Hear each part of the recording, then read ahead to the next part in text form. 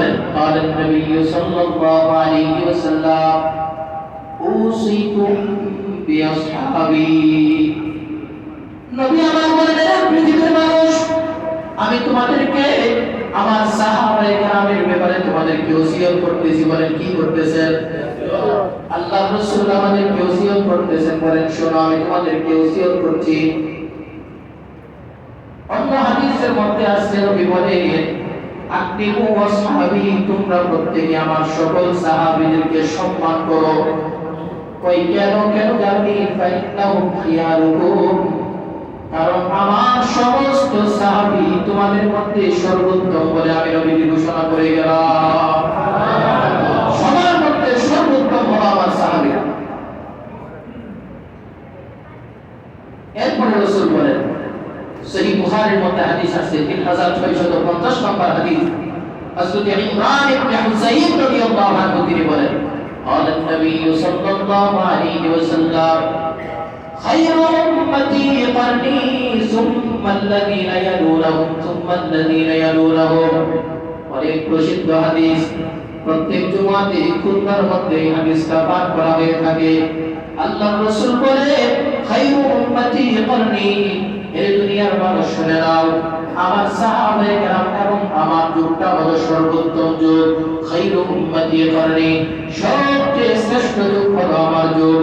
সুম্মাল্লাযীনা ইয়ালুনাহুম এরপরে হলো সাহাবায়ে কেরামের যুগ। সুম্মাল্লাযীনা ইয়ালুনাহুম সাহাবায়ে কেরামের পরে তাবিঈনদের যুগটা হলো সর্বোত্তম যুগ। তিনটা যুগকে আল্লাহর রাসূল সর্বোত্তম বলে গেছেন। এক নম্বর হলো রাসূলের যুগ, দুই নম্বর হলো সাহাবায়ে কেরামের যুগ, তিন নম্বর হলো তাবিঈনদের যুগ। কেন এই তিন যুগ সর্বোত্তম? এই সুম্মা ইয়াফশুল কাযিব এরপরে এই তিন যুগ যাওয়ার পরে এমন একটা সময় আসবে যখন গোটা পৃথিবীতে মিথ্যার পাপাচারে পড়ে যাবে। আল্লাহ রাসূল বলেন ফায়াহলিফু আর-রাজুলু ওয়া লা ইস্তাহলাফু ফায়াশহাদু আশ-শাহিদু ওয়া লা ইস্তাশহাদ তখন একজন মানুষ আল্লাহর নামে কসম করতে কোনো প্রকার দ্বিধা বোধ করবে না। যখন ইচ্ছা করবে তখনই কসম করবে। খুব বেশি পরিমাণে যখন তারা কসম খেতে থাকবে, ছোট থেকে ছোট বিষয়ে তখন তারা কসম খাবে। এখানে মাসালা খেয়াল করেন, আমরা কিছু হলেই খুব বেশি কসম খাই। এটা কিন্তু উঠতে বসতে কসম খাওয়া এটা কোনো মুমিনের চরিত্র হতে পারে না। আল্লাহ তাআলা ওয়ালিদ ইবনে মুগীরা আল্লাহর নবীর একজন চূড়ান্ত দুশমন, কট্টরপন্থী কাফের বেঈমান, তার সিফত বয়ান করেছেন আল্লাহ বিন ওয়ালিদ এই লোকটা সবচেয়ে বেশি কসম খায়। বলেন কার কথা বলছেন? ওয়ালিদ ইবনে মুগীরার কথা। মক্কার মুশরিকদের মধ্যে অন্যতম নেতৃস্থানীয় মুশরিক ছিল ওয়ালিদ ইবনে মুগীরা। তার ব্যাপারে আল্লাহ বলেন তার একটা দোষ হলো আল্লাহ সে অত্যাধিক পরিমাণে কসম খায়। এই জন্য খুব বেশি পরিমাণে কসম খাওয়া এটা মুমিনের চরিত্র। আমরা অনেক সময় দেখে গেছে মাসালা না জানা থাকার কারণে উঠতে বসতে কথা বলতে অনেক মিথ্যা কসম খেয়ে ফেলে। সত্য কসম খাওয়ার একটা কথা ছিল, তাও না, মিথ্যা কসম খায়। সতর্ক থাকা চাই। আল্লাহ আমাদেরকে তৌফিক দান করুন। আমিন। তো নবীজি বলেন এই তিন যুগ যাওয়ার পরে যে যুগটা আসবে ওই যুগটাতে মিথ্যা এবং পাপাচারে গোটা পৃথিবী ভরে যাবে।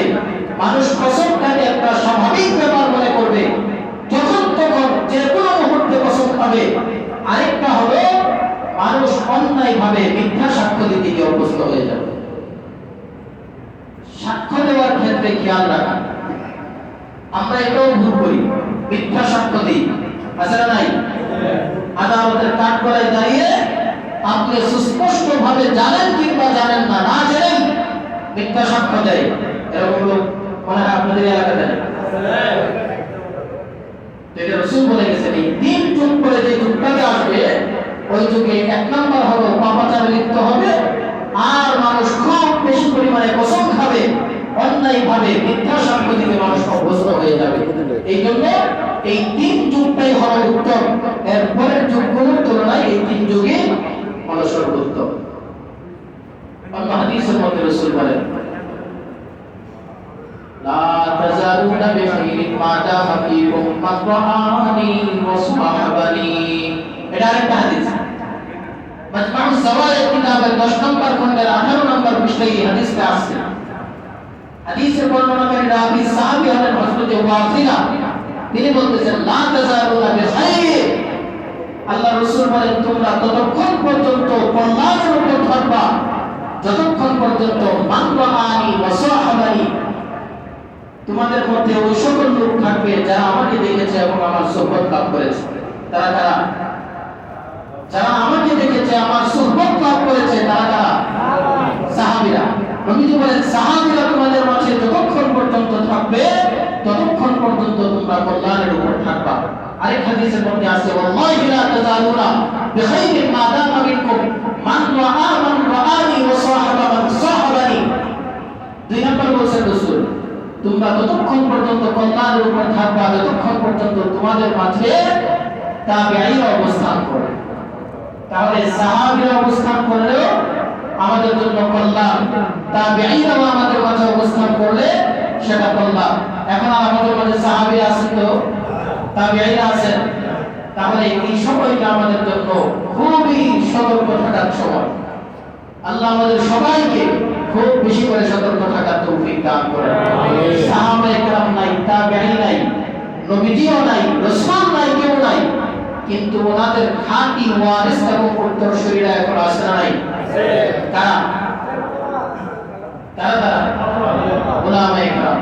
কাজেই মনে রাখতে হবে বর্তমান সময়েও এখনো পর্যন্ত আমরা যতটুকুই ডাল ভাত খেয়ে বেঁচে আছি এই পুরাটা হলো শুধুমাত্র আল্লাহর জমিনে উলামায়ে কেরাম থাকার কারণে। বলবেন হুজুর এটা আপনার পক্ষে বলছেন তো এজন্য আসতে বলছেন, ঠিক না? তাই না? এজন্য আসতে বলছেন আল্লাহ। এজন্য আলেমদেরকে সম্মান করা চাই, কদর করা চাই। যে কোনো আলেমকে যদি ওনার মধ্যে আল্লাহ রাসূলের সুন্নাত দেখেন, সুন্নাত নাই এমন না, সুন্নাত আছে, 5 ওয়াক্ত নামাজ, দাড়ি রাখে, টুপি পরে সবকিছুই আছে। আল্লাহ রাসূলের সুন্নাতগুলোকে উনি যথাযথভাবে অনুসরণ করার চেষ্টা করে। ওই আলেমকে সম্মান দিয়ে কথা বলা চাই, ইজ্জত দিয়ে কথা বলা চাই, এবং ওনার সামনে কোনো ধরনের বেয়াদবি যেন না হয় সেদিকেও খেয়াল রাখা চাই। আল্লাহ আমাদের সবাইকে যে কথাগুলো বললাম বোঝার কথাগুলো আমাদেরকে বোঝার তৌফিক দান করেন। আমল করার কথা থাকলে আমল করার তৌফিক দান করেন। আমার একটু পিছন থেকে আপনাদেরকে রিভাইজ দিচ্ছি। সাহাবায়ে কেরামদের মর্যাদা নিয়ে আজকে কথা বললাম। ওনারা এই বৈশিষ্ট্যগুলো ধারণ করার কারণে এক নাম্বার আল্লাহ তাআলা ওনাদেরকে যে পুরস্কার দিয়েছেন সেটা হলো ওনাদেরকে সমস্ত কাফেরদের যে মর্যাদা দিয়েছেন। 2 নাম্বার আল্লাহ রাসূলের সাহাবায়ে কেরামদেরকে দুনিয়াতে থাকা অবস্থায় তাদেরকে গুনাহ মুক্ত হয়ে তাদেরকে জান্নাতের সার্টিফিকেট আল্লাহ হাতে তুলে দিয়েছেন। 3 নাম্বার তাদেরকে সর্বোত্তম উম্মত বলে আল্লাহ তাআলা কোরআনের মধ্যে ঘোষণা করেছেন, আল্লাহ রাসূল হাদিসের মধ্যে ঘোষণা করেছেন। 4 নাম্বার আল্লাহ তাআলা গোটা পৃথিবীর সমস্ত মানুষদের মধ্যে সবচেয়ে সাদা দিলওয়ালা, সবচেয়ে পবিত্র দিলওয়ালা, সবচেয়ে স্বচ্ছ দিলওয়ালা মানুষ হিসেবে আল্লাহ তাআলা সাহাবায়ে কেরামদেরকে মনোনীত করেছেন এবং স্পেশাল ভাবে এই জন্য শেষ নবীর উম্মত হিসেবে, সাহাবী হিসেবে ওনাদেরকে আল্লাহ নির্বাচিত করেছেন। আল্লাহ আমাদের সবাইকে সাহাবায়ে কেরামদেরকে পরিপূর্ণভাবে মর্যাদা দেওয়ার তৌফিক দান করেন, সম্মান দেওয়ার তৌফিক দান করেন। সাহাবায়ে কেরামদের বিরুদ্ধে যারা কথা বলে আল্লাহ তাদেরকে হেদায়েতের মহা দৌলত দান করেন। ওয়া আখিরু দাওয়ানা আলহামদুলিল্লাহি রাব্বিল আলামিন।